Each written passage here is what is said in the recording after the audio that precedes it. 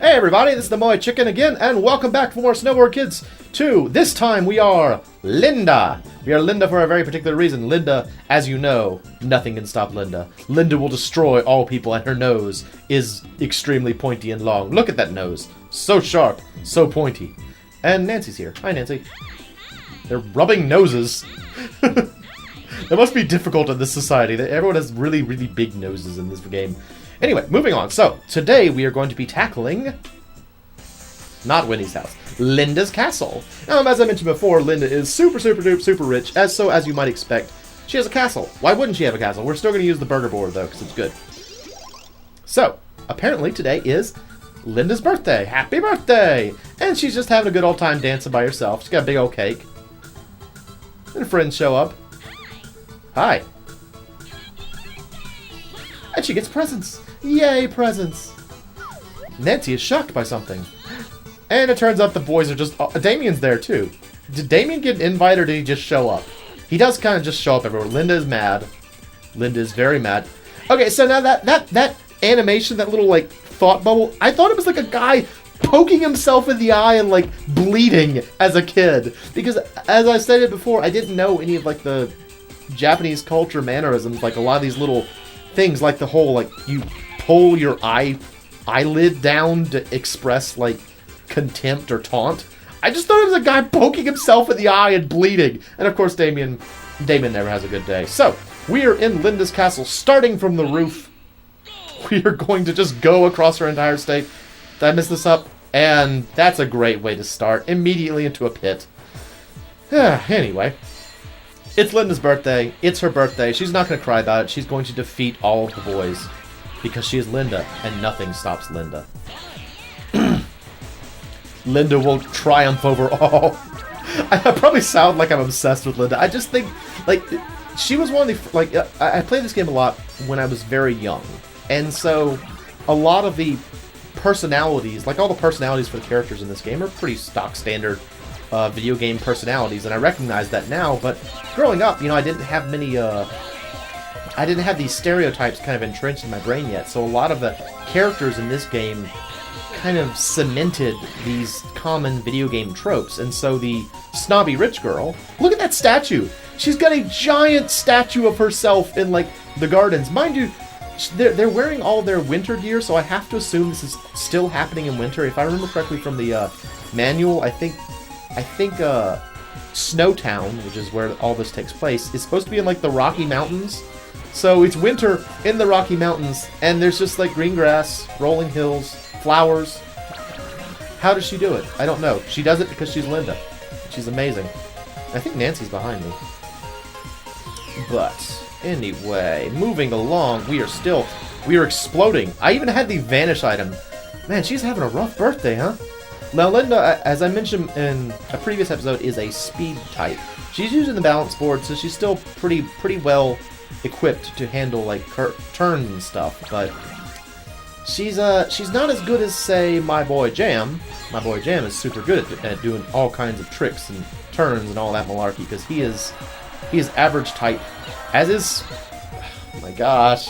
Linda, I'm sorry this is happening on your birthday. Your friend is gonna steal it. Oh, that's terrible. Look at this background, though. It's like a, we're in, like, a stadium with, like, people have Linda flags, and they're a texture, so they're completely static. Actually, I'll point it out on the second lap, but there's one person in that crowd, which always kind of weirded me out as a kid. Yes, I'm getting so far off track because terrible things keep happening to Linda, and I keep getting distracted. Yes, so a lot of the characters in this game kind of cemented the various personality types. So, like, Slash and Jam are kind of the I guess shonen hero type characters, the traditional shonen rivals who are always competing at everything, and they're all about the challenge, and they're all about what else? I guess just, like, kind of being brats, honestly, would be a good way to put it. Like, it's sort of generally accepted because the stereotype exists, but they're basically brats. I mean, they showed up to Linda's party, started eating her food, and then made fun of her when she was upset. That's not very nice. But that is what they are. And then Tommy's the good kid. That's not a terribly strange personality trait. That's pretty easy to understand. And then, of course, Nancy's the good girl, too. And then Linda's a snob, and Wendy's a nerd. And Damien sucks at life.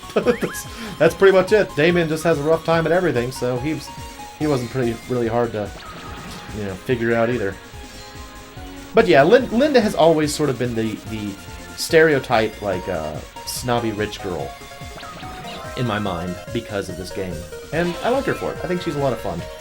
I've made a couple of jokes at her expense during this LP, but I still like her a lot. And here we go into the stadium. Alright, I'm going to point out the character. Let's see, get on the lift. It's a little bit to the left when the lift goes up. It's a girl with blonde hair. Where is she?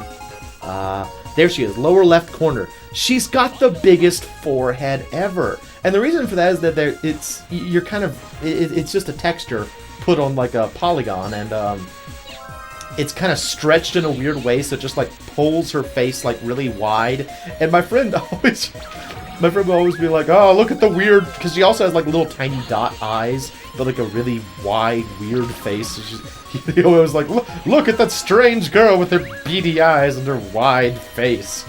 And we always looked at that one particular point of the garden. We're actually this is that, like, as you go through this stage, you can see the various like places that you're going to. Like early on in the stage, there's a big cake. Through in the dining room. We were just in her bedroom. We're in like the gardens now. So either Linda built her mansion, assuming she would eventually need to snowboard through it, which I would not put past her. I wouldn't be surprised. Maybe she did that. Or whoever set this like impromptu race up did a really good job of like building all like finding a way that they could it's like making an aqueduct. It's like, okay, we need to make sure there's a constant downhill grade across all of the grounds in this area. And it probably took a while, but Linda doesn't care. All Linda cares about is it's her birthday and destroying others. All must submit to Linda. She will destroy all. And you'll note, let's see, hopefully she will not get third lapped on her birthday. Come on, I'm so close, and all I'm getting is rocks. Oh, it's the first place curse, you only get crappy items. Come on, Linda, do it, go, jump, and yes, okay, we made it. She did not get third lapped on her birthday. She kind of got first. Oh, look at that sassy stance. It's like switching her hips back and forth. Very cocky. Yeah, she kind of got first. Oh, hey, it says happy birthday back there. That's nice. She got first lapped, but that's okay. It's better than being third lapped. So let's see the outcomes of. Oh no! Oh, look at the destruction! And these guys show up. They're like, "Hey, what's up? We ruined everything, and it was funny, but just to us." Linda is not happy. Linda does not care that they had a good time. Linda wants to see their heads on pikes. She will destroy all of them. And apparently at some point, Damien was crushed by a cake. And Nancy is the only person who... I think throughout the entire game, Nancy is the only person who actually interacts in any way with Damien. But, fortunately, Linda had a good birthday. And what's going on here? They flirting? Hi, Wendy. And Jam just has nothing to say. Look at this. So I'm like... So Linda walks up, she's like, "Hey, everybody, how's it going?" Jam has nothing to say. And Wendy's like, "Hello." And I think I just saw a heart over Jam's head. Jam, you fallen in love, buddy? You fallen in love? That's terrible. He was... I thought Jam was the one for me. I always played as Jam. I thought he understood my intentions. No!